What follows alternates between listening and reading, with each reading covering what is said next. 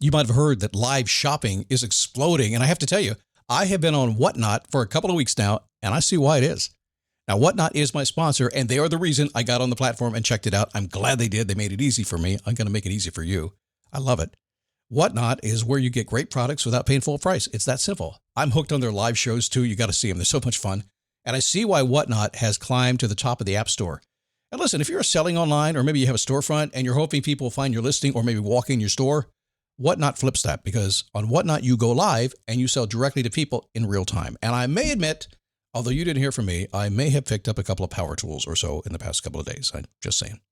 Whatnot, it's the largest dedicated live shopping platform with beauty, collectibles, electronics, luxury, fashion, even cookies, and anyone can sell. In fact, people who sell on Whatnot sell 10 times as much as any other major marketplace. That's because you're not just listing products, you're building real connections with buyers. So whether you're shopping or you're selling, download the Whatnot app today and get free shipping on your first order. Just search WHATNOT, Whatnot, in the App Store and start scoring amazing deals. So I was whining to my wife the other day, said, I need new glasses. And she said, well, get some. I couldn't tighten them anymore. They were scratched. You know the thing, right? But I didn't want to go through the process because you have to make the appointment. You have to spend weeks to get them done. And you got to pay a fortune, right? That's real. But I did. I spent $500 on frames and glasses, and that was cheap. And then I ordered a pair from my sponsor, Zenni Optical, for $70. Zenni is an online eyewear shop, prescription glasses, sunglasses, blue light lenses, starting at under $30. You go to Zenni.com, you pick a frame, upload your prescription, and they ship it to your door. No appointment, no store, no upsell at the counter. And by the way, if you are saying, do I really need new glasses, or do I have to put up with one pair to do everything I need to do for the next 2 years? No, you can get what you want starting at under $30. And if you've never bought glasses online, don't worry about it. I haven't either. Zenni has a virtual try-on so you can see exactly how the frame looks before you commit to buying them, with no salesman looking at you saying, those look good, but these expensive ones would look better. No, you don't get that. I'm excited. I can't wait to get my Zenni glasses and tell you more about them. If your glasses are overdue for a refresh, now's the time. Go to Zenni.com/podcast and use the code podcast15 for 15% off your first order. The styles sell out, so don't sit on it. That's Zenni.com/podcast. Promo code podcast15. How are you? It's good to have you. Happy Friday. Come on in today. I'm feeling creative today. Actually, feel a little tired. It's been a long week. But I'm always creative, and I want to talk about how I can always be creative so you can too. I need a boost. I need a daily boost. I need a boost. I need a daily boost. It is the Daily Boost from motivationtomove.com. It's me. My name is Scott Smith. Good to have you here today. Raspy as I be, this head cold is starting to fade. It's been 2 weeks today, and I feel actually pretty good now. So a little stuffiness here or there. It's been a long, long ride, man. Like I said before, there's only one time I don't like doing this podcast, and that's when I don't feel good, because I still want to do it. I just want to, but it's just hard because I can't talk. I'm feeling better. Thanks for your notes. Speaking of notes, I send an email twice a week. I call it Notes from Scott. It's kind of a test. I've been doing it for a while. I'm kind of a test to see if you all want it. If you don't want it, I just won't do it. I'll just stop doing it, okay? I'm not going to waste my time with it. But the reality is we put it out there and it grows, and if it catches fire and grows, I keep doing it. So if you'd like it, just go to notesfromscott.com. It comes out currently twice a week, Tuesday and Thursday. I'm sending it right now. Rarely will I do more than two. Sometimes I will. I'm just going to say up front. But people like it. I can always tell people like it because the list is actually growing versus shrinking. People aren't unsubscribing. So go to notesfromscott.com. Give it a shot. If you like it, keep it. If not, unsubscribe. Don't even have to say, I tried, Scott. I just didn't like it. Just disappear. It's fine. Not going to hurt my feelings, okay? So today, a little creativity for you today.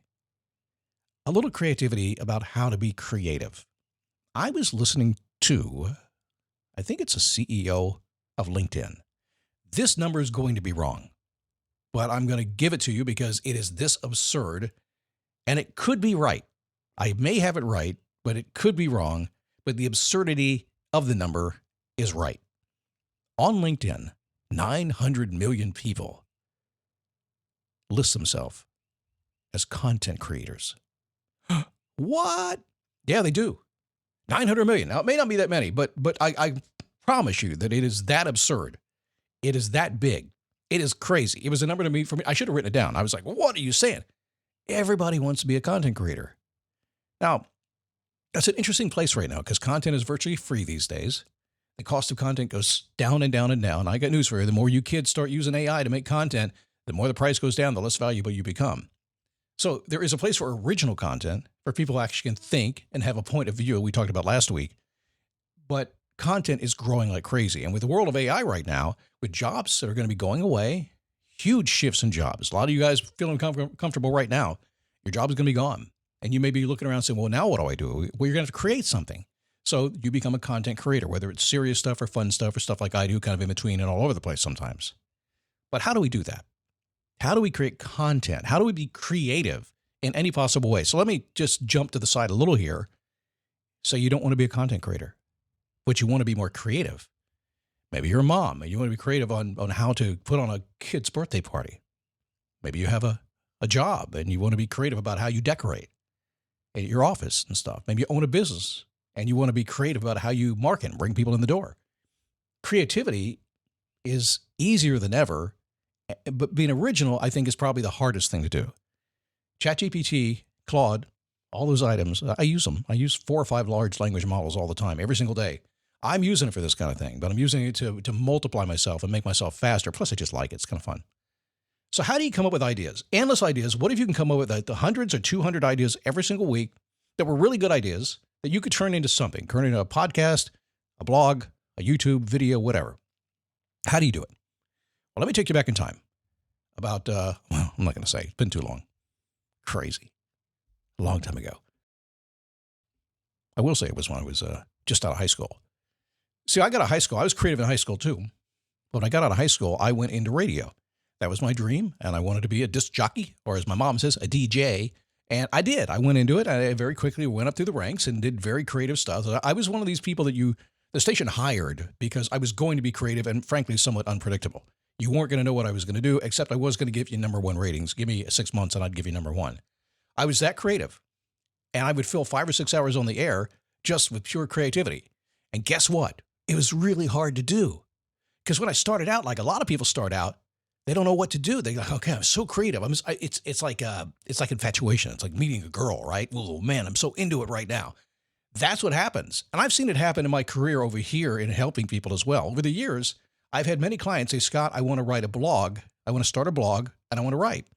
Or maybe it's a podcast. Or maybe it's a video on a YouTube channel. They'll say they want to do that. And I will always say, always go write me 8 blog posts, make them 800 words each. Let me know when you're done. Why do I have to do that? So you have to do that because I want to see if you can write 8. Because if you're going to start a blog, you're probably going to write tens or hundreds or thousands of these things.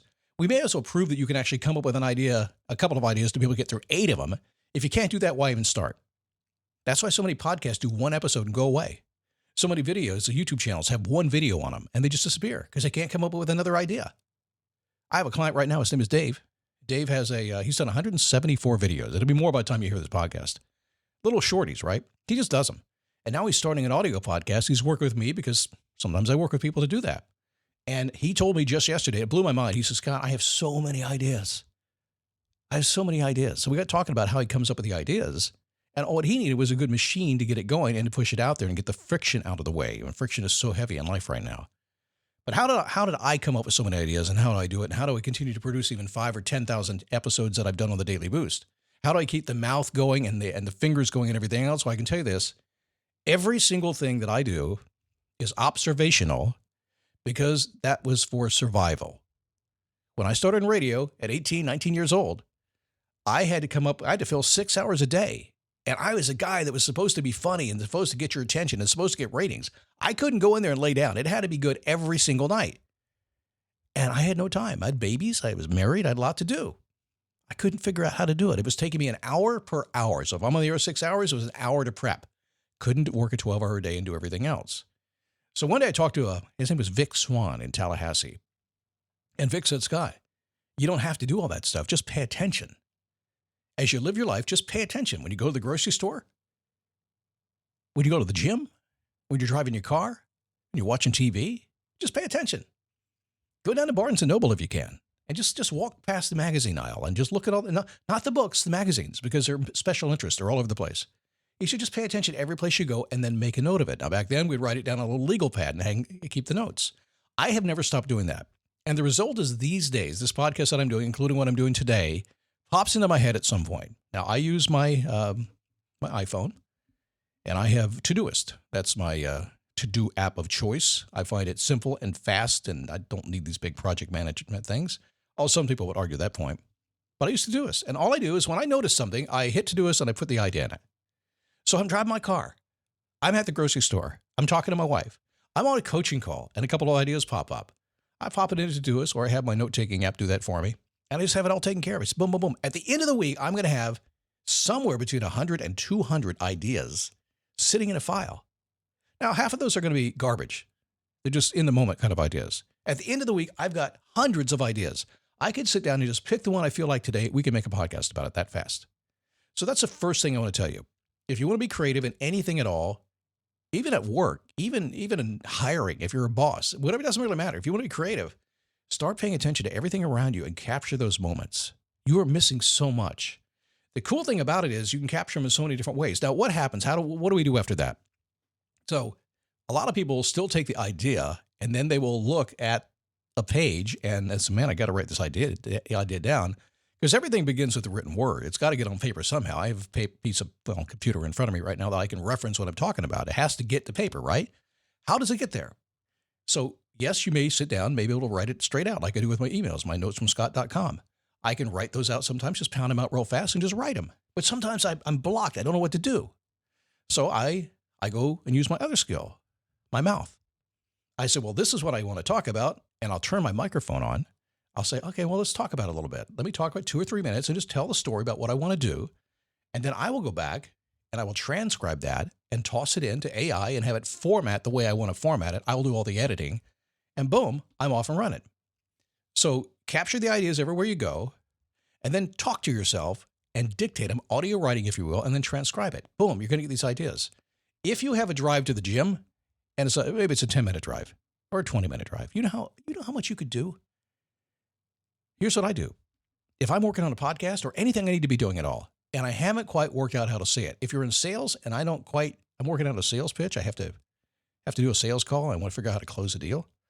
I will spend 10 minutes just talking it through in my car. And sometimes I'll even record it. Boom, I've got it. Come back home, lock it down on paper, I'm good. Now, here's the thing. I want to give you this really, really cool. First off, we want to capture the ideas and let that flow just capture. Now, the concept of flow, if you haven't ever been into the concept of flow is when you're just in the moment. You're usually on deep work. Things are just happening and you don't want to interrupt it. Writers know that when you write, the first thing you do is just dump it out. And then you go back and edit it. Podcasters, same thing. Dump it out. Then go back and look what you got and then do it again. A video, same thing. Dump it out, make a few changes, and then go back and do it again and get it right. So when you're capturing your ideas, just capture your ideas. Don't stop and fiddle with it. Don't stop and organize it. Don't even worry about it. Toss it in one place and forget about it. In David Allen's book, Getting Things Done, it was all have a trusted place to put your stuff. So have a place to capture all those crazy ideas. Now, when they're tucked away in a safe place with no organizing, no editing, no rewriting, nothing, sometimes you want to work on those a little bit, right? So here's what you do. You jump into your little file. Like in my case, my example here, I've got 5 podcasts a week I do. What do I want to do? I've got a bunch of ideas. I got a bunch of stuff I've done over the years. I have a lot of places I could do, but then I got to feel what I'm doing. Because if I'm feeling it, then I'll do it, right? I'm not feeling it, I'm not going to do it. I'm going to make a decision about what I want to do, pull those ideas out and kind of put them in front of me the day before. So what happened yesterday? The idea went out yesterday, the day before. What happens when you just pull the idea, put it on a piece of paper, put it on a document someplace? It's in your consciousness now. So I captured the idea.